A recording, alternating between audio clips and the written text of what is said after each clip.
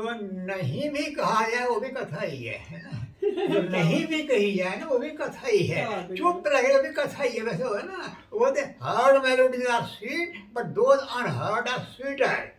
जो संगीत हम सुनते हैं वो तो मीठा है ही, जो संगीत अनहद है, जो संगीत से सुनने से परे है वो और भी मीठा है। Heard melody are sweet but those unheard are sweeter, है ना। जो संगीत, एक संगीत ऐसा है कि तुम सुन रहे हैं, एक संगीत अनहद संगीत है जी। तो कहानी है जो ना नहीं कही जाए वो भी कहानी है वैसे ना। तो ये तो कुछ शब्दों में थोड़ा ना छोड़ पड़े। कहानी का शीर्षक है सुबह की सैर, सुबह की सैर। हाँ जी। तो प्रोफेसर बिमल चंद्र जी बहुत लोकप्रिय प्रोफेसर हैं। क्लास में जब वे पढ़ाते हैं तो सभी विद्यार्थी बहुत मंत्रमुग्ध हो जाते हैं। क्लास के बाहर भी जब वे कुछ बोलते हैं तो भी सब बहुत प्रभावित हो जाते हैं। साहित्य की कोई भी गोष्ठी हो, वे धारा प्रवाह बोलते हैं और बहुत विद्वतापूर्ण बोलते हैं। सुनने वाले सभी बहुत प्रभावित हो जाते हैं। जिन्होंने उनका भाषण सुना है वे जानते हैं कि प्रोफेसर बिमल चंद्र कितने विद्वान और कितने प्रभावशाली वक्ता हैं।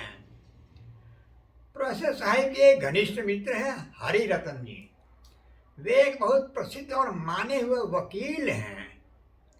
ऐसी जिरह करते हैं कि बस पूछो मत। लोग कहते हैं कि अधिवक्ता हो तो हरि रतन जी जैसा है। दोनों ही दोस्त चलते फिरते शब्दकोश की तरह हैं। उनकी विद्वता भी सच्ची है और मित्रता भी सच्ची है। वे दोनों दोस्त जब बोलते हैं तो खूब बोलते हैं, बड़ी धाक और धमक के साथ बोलते हैं। वे तर्क देते हैं एक से एक बढ़कर, वे प्रश्न करते हैं एक से एक बढ़कर। ऐसा लगता है कि वे दोनों दोस्त कभी चुप नहीं रहते होंगे। अविरल बोलते रहते होंगे, अविरल तर्क देते रहते होंगे। विद्वता के इस घटा टोप में कभी कोई पता ही नहीं चलता कि इन दोनों दोस्तों में प्रोफेसर कौन है और वकील कौन है। ऐसा लगता है कि वे चुप नहीं रहते होंगे, लेकिन ऐसी बात नहीं है। सुबह सुबह जब वे सैर के लिए निकलते हैं इकट्ठा तो वे उस समय बहुत कम बातें करते हैं। उस समय वे अधिकतर अपने मौन में रहते हैं। बाहर प्रकृति का इतना सुंदर दृश्य है और भीतर मौन है। उस समय एक मित्र भी और दूसरा मित्र भी मौन ही रहता है। कभी एक आध बार किसी बीच में किसी ने पूछ लिया तो पूछ लिया, कभी एक ने कभी दूसरे ने। वह पूछना भी बहुत संक्षिप्त होता है, जैसे क्या चल रहा है आजकल, क्या चल रहा है आजकल। बस ठीक ही चल रहा है, जो चल रहा है वो चल रहा है। अभी तो सैर कर रहे हैं, बाहर ठंडी ठंडी हवा चल रही है, पक्षी चहचहा रहे हैं, झरने निनादित हैं, फूल खिले रंग बिरंगे, पेड़ हैं ऊंचे ऊंचे। कुछ पेड़ उतने ऊंचे नहीं भी हैं लेकिन पेड़ तो हैं ही हैं। सामने ऊंचे ऊंचे पहाड़ हैं, कुछ पहाड़ इतने ऊंचे भी नहीं है लेकिन पहाड़ तो हैं ही हैं। इतने वैविध्य से प्रकृति सजी हुई है। चारों ओर इतनी सुंदर प्रातः है, इतने सुंदर रंग बिरंगे चहचहाते पक्षी हैं, इतनी सुंदर दृश्यावली है, इतने सुंदर फूल हैं, विविध वर्णीय फूल हैं, इतनी सुंदर सुगंध है फूलों की। अब क्या तर्क दो कि फूल इतने सुंदर क्यों हैं? क्या कहोगे कि इन फूलों पर बहुत से कवियों ने बहुत सुंदर कविताएं लिखी हैं। लिखी होंगी, तुम तो स्वयं उस कविता को देख रहे हो। जिस फूल पर कविता लिखी है कवि ने, फूल ही तुम्हारे सामने है, उस पर तुम भी कविता लिख सकते हो, लिखो। वे दोनों दोस्त इसमें सुबह की सैर कर रहे हैं। प्रकृति के सारी आकर्षक दृश्यावली केवल दो दोस्तों के लिए नहीं है, सबके लिए है। ऐसा नहीं है कि एक बहुत प्रसिद्ध प्रोफेसर और एक बहुत प्रसिद्ध वकील सैर कर रहे हैं इस समय तो यह सारी प्रकृति अपनी अतिरिक्त उदाहरण केवल उन्हें ही दिखा रही है, ऐसा नहीं है। प्रकृति सबके लिए उदार है। जो भी सैर कर रहे हैं इस समय वे कोई भी हैं, अगर वे ठीक से अनुभव कर रहे हैं प्रकृति को तो वे सब प्रकृति के लिए बराबर ही हैं, छोटा बड़ा कोई भी नहीं है। प्रकृति के लिए सबके प्रति सारा संभाव है। बीच में फिर पहला मित्र दूसरे से या दूसरा मित्र पहले से पूछता है क्या चल रहा है आजकल। यह वाक्य बार बार चिढ़ा रहा है, जो चल रहा है वो चल रहा है, तुम तो बस सैर करो। इस समय तुम दोनों सुबह की सैर कर रहे हो, तुम दो मित्र हो, एक का नाम है विमल चंद्र और दूसरे का नाम है हरिरतन। उसमें ना कोई प्रोफेसर है और ना कोई वकील है।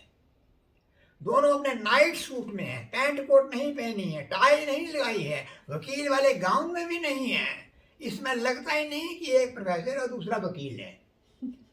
इस समय वे दोनों मित्र अपने प्रोफेसर होने और वकील होने के खोल से बाहर हैं।